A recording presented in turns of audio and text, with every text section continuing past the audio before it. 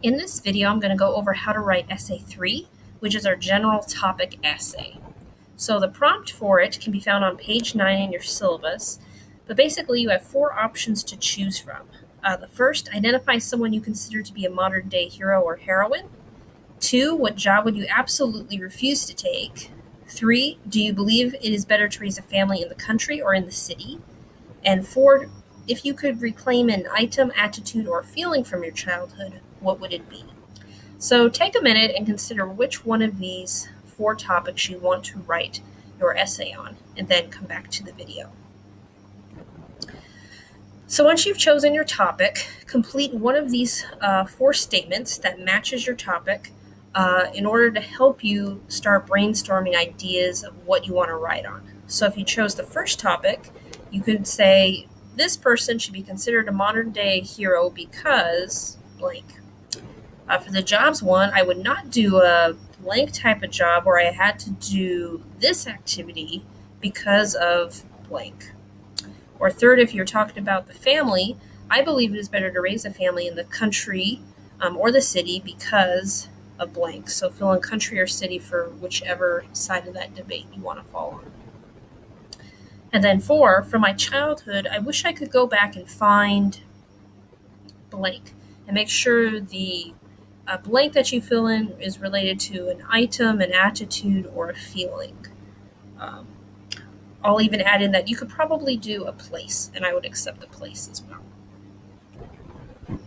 well. What will I say? So look at the because statement that you filled out on the previous slide. So for example, I believe it is better to raise a family in the country because blank. And then try to generate 3 reasons why you believe that statement is true. Why do you agree with it? All right, then look at your reasons and see, do they help you explain your position or why you believe your statement is true? And then once you've done that, also look over and consider your audience. So on our last paper on basically a school or subject that should be added to the curriculum, we were really writing our paper for maybe school administrators, teachers, parents, students, one of those people groups. So our audience was kind of limited. We only had so many options. But for this paper, depending on which topic you select, you really have a much wider variety of audiences to look at. So I want you to consider who would be interested in your topic for this paper and why. Who would want to read about why this person is a hero? Or who would want to read about whether it's better to raise a family in the country or city? So consider who is interested in that. And then consider, do you need to adapt maybe any of your reasons to draw on your readers' interest or to make them more relevant for who your audience is?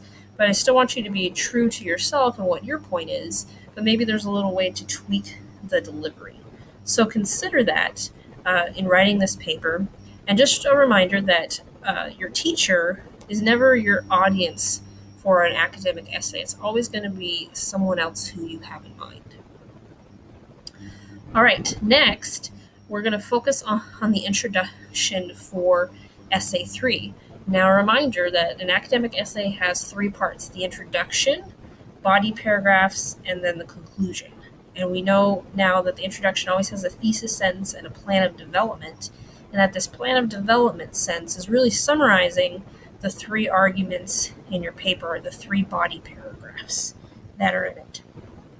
So for this introduction paragraph, in chapter 6, you were introduced to a bunch of different strategies for writing introductions, so different introduction types, which are basically you can use a story, you can give some historical or cultural context, you can make an applicable cultural reference, use an opposing argument, point out contradictions, refute a common belief. And then for the last 3 that have to be added to one of the above 6, you can ask a question, use maybe a catchy quotation, or use an interesting fact or statistic. So in this essay, you must use one of these 6 strategies, or one of these 6 combined with one of these bottom 3. Now note, 15 points of your essay's grade is going to be, do you effectively use one of these introduction strategies? And I would say that all of them can work for any of the prompts you're asked to use for essay 4. So I don't really have any recommendations of this one would be better for this one, etc., because they all can be made to work depending on what you want to write and how you want to write your paper, and maybe the kind of story that you want to tell in your paper and the points you want to make. So note that you do have to have a thesis statement and plan of development in your introduction, so don't forget to include that. I don't have a template for you this week, but if you watch the debatable thesis video, that will walk you through steps you can use to write your thesis. All right, so for body paragraphs, we've kind of been reviewing it. Just remember, each body paragraph should have be limited to one idea, should have at least one example to prove that idea, and the example needs to relate back to the thesis or to one of those 3 reasons that you would give in your plan of development. Your body paragraph should have a topic sentence that tells me what the idea of the paragraph is. And you also need to have a sentence that shows how the example in your paragraph relates back to the thesis or the plan of development. Right, so for more information, you can watch the meal plan video where I break down how to write a good body paragraph. Then for the conclusion, a good conclusion does 3 things. It restates the purpose of your argument. So why are you telling your reader what you're telling them in the paper? Then summarize the main points of the paper. And lastly, do not include new information in the paper. This isn't another body paragraph. This is a paragraph where you're wrapping things up. It's kind of like the bookend to the introduction. So it's sort of the concluding, and in some ways, it's kind of summarizing the paper like the intro video. And then lastly, kind of 2 questions that can help you write your conclusion. What do I want my reader to remember after reading my paper? And what do I want my reader to take away from my argument? So that's a little different question than how I have been wording it, and that may help you for this paper. Lastly, proofread your paper, and I've made a little video with 4 proofreading strategies that can help you catch the grammar and punctuation mistakes we've been covering. So remember to look for comma splices, run-ons, fragments, pronouns, and now comma placement, being that we covered that this week. You should also read through your paper, make sure you have some transitions between your paragraphs to help them flow, review your APA formatting, and then you will be good to go. And for this video, your code word is dragon.